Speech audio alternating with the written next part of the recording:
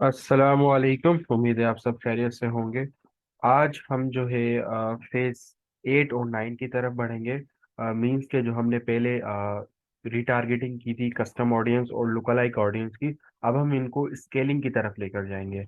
हमने एक रिटारगेटिंग तो ऑडियंस बना के उसको जो है टेस्ट किया, और उसमें से कुछ जो है एड्स निकले होंगे, आपके ज़रूर निकले होंगे जो विनिंग्स होंगे। अब हम उसको स्केलिंग की तरफ लेके जाएंगे, क्योंकि स्केलिंग के अंदर आपको ज़्यादा परचेजेस आती हैं, ज़्यादा अच्छे रिजल्ट्स मिलते हैं स्केलिंग के अंदर। तो स्टार्ट करने से पहले अगर आप इस चैनल पर नए हैं तो प्लीज़ इसे सब्सक्राइब करें और इस वीडियो को लाइक करें। Thank you. अब हमें जो है क्या करना है, हमें फेज 8 के अंदर जो है फेज 6 वाली कैंपेन, फेज 6 वाली कौन सी कैंपेन थी, जो हमने फर्स्ट लुकालाइक ऑडियंस क्रिएट की थी, जिसके अंदर हम जो है टेस्ट कर रहे थे लुकालाइक ऑडियंस को एक डिफरेंट क्रिएटिव्स दिखा के। तो अब हमें क्या करना है, हमें इसका जो है डुप्लीकेट करना है, क्योंकि अब हमें इसको स्केलिंग की तरफ लेकर जाना है।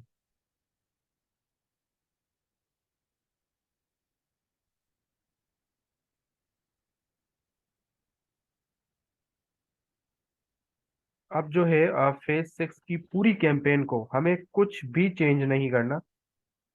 हमें जो है चेंज करना है वो सिर्फ है क्रिएटिव। अब क्रिएटिव आपने जो है इस तरीके से कैनवा पे जाके नहीं बनाना है, अब आपने रिव्यू वाला क्रिएटिव बनाना है।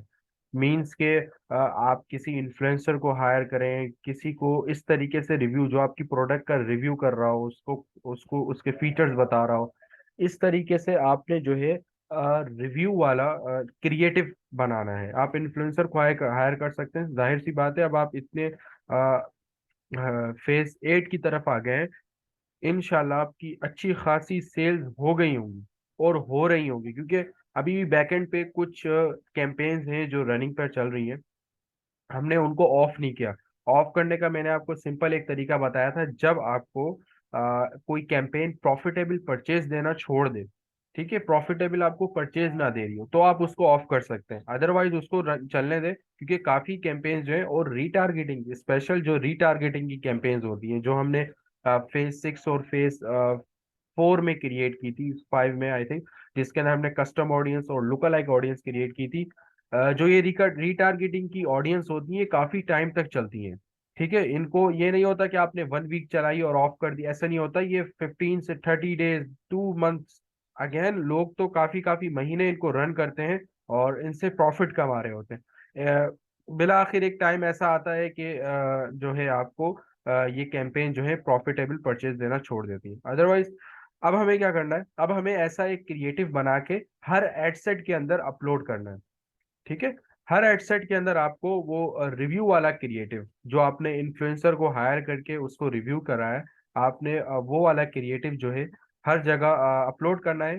और चेंज आपने कुछ भी नहीं करना, कुछ भी नहीं करना। सेम टू सेम फेज 6 की जो मैंने आपको कैंपेन बनाना सिखाई थी, उसी तरीके से, बस ओनली चेंज जो होगा वो होगा आपका क्रिएटिव, बस। फेज जो है आपका 8, वो इसी तरीके से आप क्या कर रहे हैं, अब आप स्केल, अब आप जो है ना एक स्केलिंग की तरफ लेके जा रहे हैं, आप कस्टमर का ट्रस्ट इंक्रीज कर रहे हैं। वो किस तरीके से इंक्रीज कर रहे हैं, आप इन्फ्लुएंसर को हायर करके एक प्रोडक्ट का रिव्यू करवा के आप उसका जो है ट्रस्ट इंक्रीज कर रहे हैं। देखिए, आप कोई भी बिजनेस करें, ट्रस्ट बहुत ही ज़रूरी होता है। ये तो ड्रॉप शिपिंग की स्ट्रेटेजी है जो मैं आपको बता रहा हूँ। बाहर भी इन्फ्लुएंसर जो है काफ़ी काम कर रहे हैं, मतलब कि जो ज़्यादातर जो है ड्रॉप शिपिंग के स्टोर्स हैं, वो अपने एडवर्टाइजमेंट, अपने एड्स के अंदर जो क्रिएटिव इस्तेमाल करते हैं, वो इसी तरीके से इन्फ्लुएंसर को हायर करके और प्रोडक्ट का जो है रिव्यू करा के। और पाकिस्तान के अंदर स्पेशली जो मैंने आपको स्ट्रेटेजी बताई थी, जो पाकिस्तान ई कॉमर्स मार्केट के लिए, वो भी चैनल मेरे जो है चैनल पर है। आप जाके प्लेलिस्ट के अंदर जाके पाकिस्तान ई कॉमर्स जो मार्केटिंग स्ट्रेटेजी है, आप उसको भी देख सकते हैं। उसके अंदर भी मैंने आपको काफ़ी यही चीज़ें बताया। अब उसके अंदर भी आप क्रिएटिव इस तरीके के इस्तेमाल कर सकते हैं कि आप रिव्यू करा लें किसी भी इन्फ्लुएंसर से, तो ज़्यादा बेहतर रहता है। ये तो स्टार्टिंग में नहीं होता, जब आप जो है इंशाल्लाह पैसे कमाने लगेंगे। अब देखें, मैं ये जो है कैंपेन जो है, ये कैंपेन है फेज 8 की। तो जो फेज 7 तक थे, आप सोच सकते हैं कि आप इंशाल्लाह इसे अप्लाई करें इस स्ट्रेटेजी को, और आप खुद देख सकते हैं कि आप जो है अच्छा खासा प्रॉफिट अर्न करेंगे, अच्छी खासी परचेजेस आएंगी। इस स्ट्रेटेजी को आप एक बार अपने स्टोर के ऊपर अप्लाई करके देखें। ठीक है। तो ये फेज 8 के अंदर आपने इस तरीके से जो है क्रिएटिव्स अपलोड कर देने हैं हर एक एड सेट के एड्स के अंदर, और चेंज आपने कुछ भी नहीं करना। अब इसके बाद जो है हम बढ़ते हैं फेज 9 की तरफ। ठीक है। अब फेज 9 के अंदर आपने क्या करना है, फेज 9 के अंदर जो फेज 7 वाली जो कैंपेन थी, अब फेज 7 वाली कौन सी कैंपेन थी, जिसके अंदर हमने फेज 6 वाली कैंपेन को जो हमने लुका लाइक चलाए थे रिटारगेटिंग के अंदर, उसके विनिंग एड सेट जो थे, जो हमने एनालाइज किया था, उसके विनिंग एड सेट हमने उसको डुप्लीकेट करके थोड़ा बजट इंक्रीज करके हमने उसको रन किया था। अब हम उसी कैंपेन को फेज 7 जो हमने डुप्लीकेट किए उसको अगेन डुप्लीकेट करेंगे फेज 9 के अंदर। ठीक है। अब फेज 9 के अंदर हमें इसमें क्या करना है, हमें इस पे जो है बजट एबीओ नहीं रखना, अब हमें करना है सीबीओ बजट। ठीक है। कैंपेन बजट ऑप्टिमाइजेशन पर जाना है, एड सेट बजट ऑप्टिमाइजेशन पर नहीं जाना। ठीक है। सीबीओ, ये सीबीओ पर है। अब जो बजट है, अब वो हम इंक्रीज करके रखेंगे। ठीक है। अब आपका जो बजट होगा वो 7 डेज जो है आपका बजट चलेगा, क्योंकि हर कैंपेन जो है 7 डेज ही रन करनी है आपने, कोई सी भी कैंपेन हो ड्रॉप शिपिंग के अंदर। और पाकिस्तान ई कॉमर्स मार्केट के अंदर आप जो है हर कैंपेन 2 से 3 दिन, 2 से 3 दिन के अंदर ही वो रिजल्ट्स आपको अच्छे बता देती है। बट ड्रॉप शिपिंग के अंदर जो बाहर आप एडवर्टाइजिंग करते हैं उसके अंदर हर कैंपेन मिनिमम जो है 7 डेज चले ही चले, तभी आपको वो रिजल्ट परफेक्ट बता सकती है। तो बहरहाल, अब जो है इसके अंदर हमें जो है बजट जो है वो $500 रखना है। ठीक है। 7 डेज तक $500 रखना है। अब हम $500 कर देते हैं, ये मेरा पीकेआर में, आपके पास यूएसडी होगा तो आप जो है $500 रखेंगे। ठीक है। 7 डेज का है ये, डेली बजट आपका ये लगेगा। ठीक है।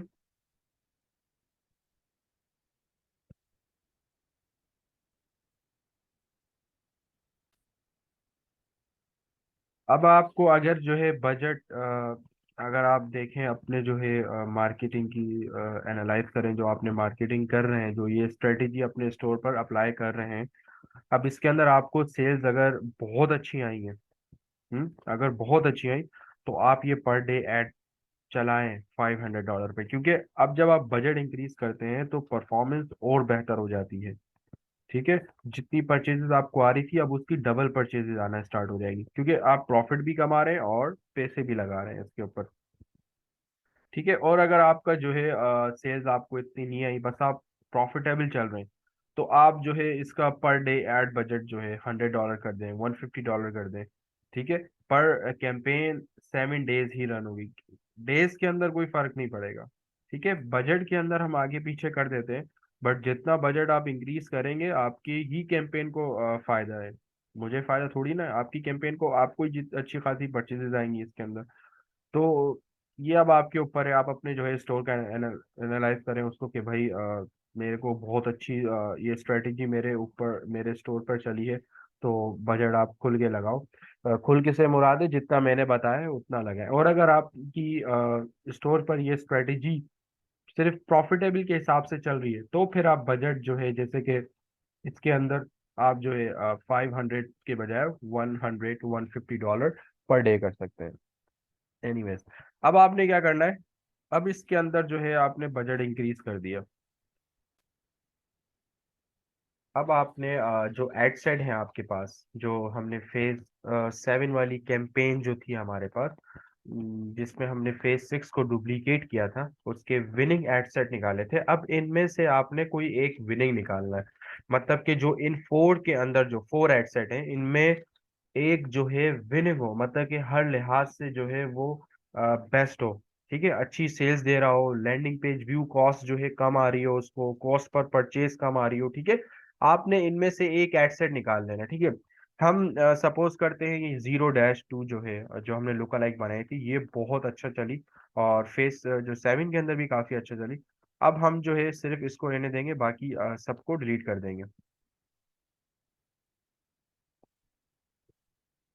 जस्ट सेकंड में इन सबको डिलीट कर दूं।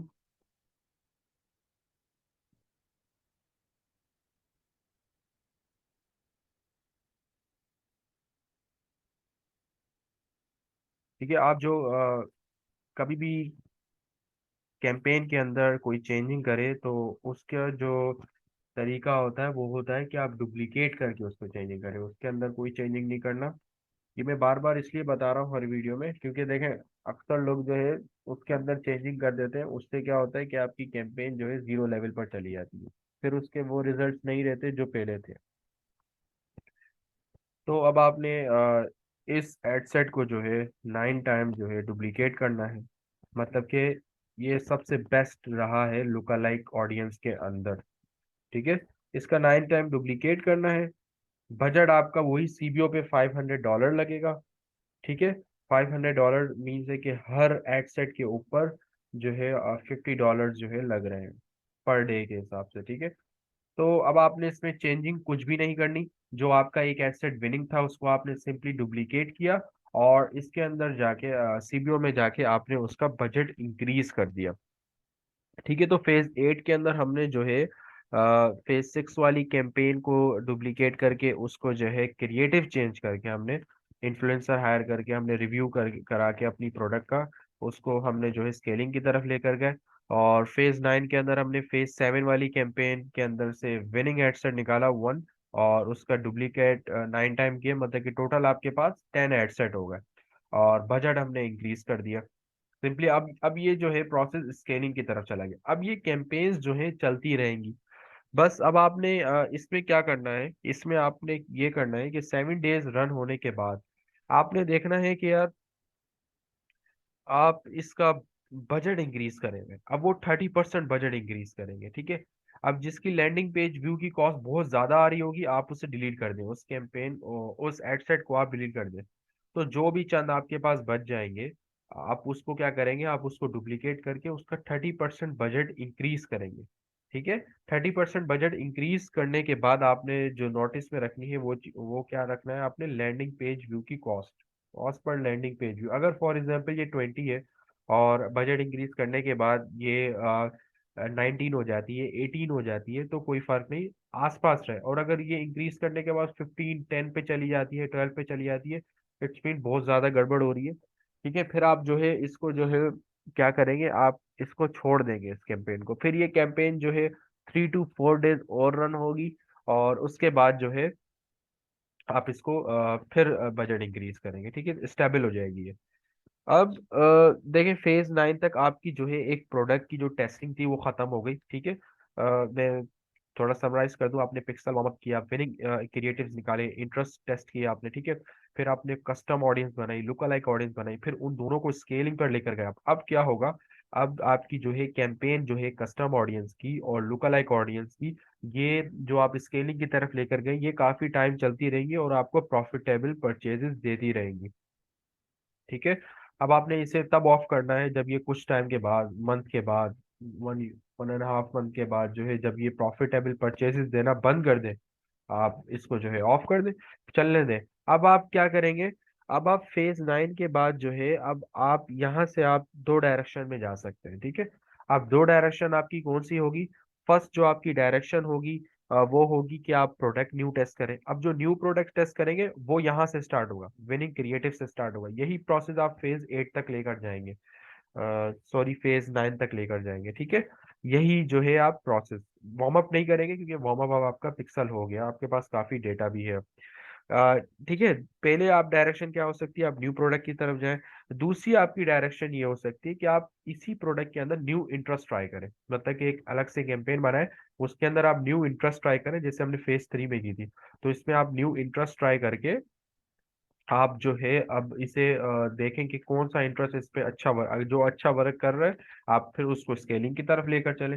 बट एक और बात कि अब जो है आप बजट आप काफी अच्छा लगा चुके हैं। अब आपने कभी भी ये नहीं करना कि आपने बजट $5 लगाना है, स्टार्ट आप $10 से करें। ठीक है, क्योंकि अब आपका जो है पिक्सल जो है वो ज्यादा बजट का समझ लें कि एक उसकी आदत बन गई है ज्यादा बजट के ऊपर। ठीक है, अब आप जब कम बजट लगाएंगे तो वो वैसा वर्क नहीं करेगा जितना वो अच्छा वर्क कर सकता है अ, अच्छे बजट्स के ऊपर। ठीक है, तो आपने अब बजट $5 पे स्टार्ट करेंगे तो रिजल्ट्स फिर नहीं आएंगे अच्छे वाले। आपने अब $10 से स्टार्ट करना है, $10 से फिर आप बढ़ाते जाएंगे। ठीक है, ये दो डायरेक्शन थी, या तो आप न्यू प्रोडक्ट ट्रस्ट करें यहाँ से विनिंग विनिंग क्रिएटिव से, ये मैंने आपको सब समझाया है, यहाँ से आप यहाँ से इसको स्केलिंग तक लेके जा सकते हैं, या तो आप जो है न्यू इंटरेस्ट ट्राई करें। अच्छा, अक्सर लोग कहते हैं कि भाई एबीओ में ऑडियंस ओवरलैप होती है, नहीं देखें, एबीओ के अंदर ऑडियंस ओवरलैप होती है। ठीक है, बट सीबीओ के अंदर भी ऑडियंस ओवरलैप होती है। ठीक है, दोनों के अंदर ओवरलैप होती है। ठीक है, बट सीबीओ के अंदर इतनी नहीं होती जितनी एबीओ में ओवरलैप होती है। ओवरलैप से मुराद है कि मिल जाए, मिक्स हो जाए। ठीक है, तो ये था एक marketing strategy for drop shipping, जो ड्रॉप शिपिंग की तरफ जाते हैं, जो बाहर लॉन्च करते हैं स्टोर, ये उनके लिए थी। उस बेस्ट स्ट्रेटेजी है, ये अप्लाई करें आप, इंशाल्लाह रिजल्ट्स आपको अच्छे आएंगे। अब जो है ये लास्ट फेज था। ठीक है, इस फेज के अंदर जो है अब आपका एंड हो गया। एक प्रोडक्ट का जितना जूस निकाल सकते थे आप निकाल सकते हैं, और जो बचा होगा वो आप न्यू इंटरेस्ट ट्राई करके निकाल लें। बाकी ये एंड था। मैंने पाकिस्तान की मार्केटिंग स्ट्रेटजी भी बताई स्टोर्स के हवाले से, वो भी प्लेलिस्ट पे पड़ी हुई है मेरे चैनल के ऊपर। और मैंने आपको ड्रॉप शिपिंग की भी मार्केटिंग स्ट्रेटजी बताई, फेज 0 से लेके फेज 8 तक, फेज 9 तक। तो ये एंड था मार्केटिंग स्ट्रेटजी का। तो उम्मीद करता हूँ आपको ये वीडियो पसंद आई होगी। अगर पसंद आए तो प्लीज़ लाइक करें और चैनल को सब्सक्राइब करें, क्योंकि यार बड़ी मेहनत लगती है इन वीडियोस को बनाने में। Thank you. Allah Hafiz.